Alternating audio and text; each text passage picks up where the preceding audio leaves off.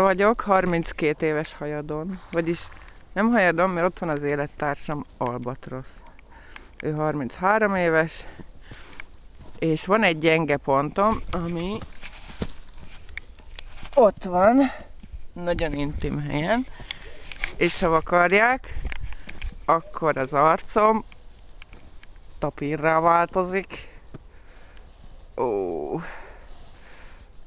De élvezzük az ilyet. És azt mondták a bottyánosok, de finom.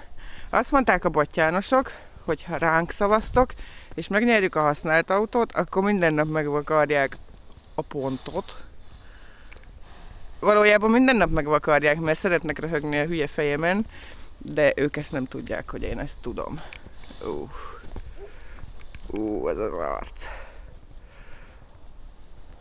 Nagyon élvezetes.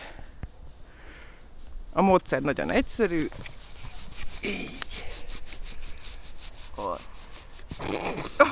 Sára dője.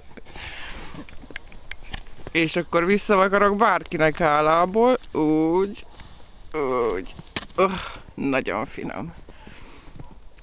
Még a combja belső felét is megmutatjuk. Több G-pontja is van ám az öreg lánynak.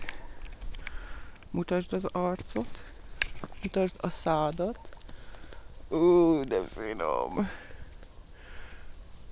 Nagyon finom.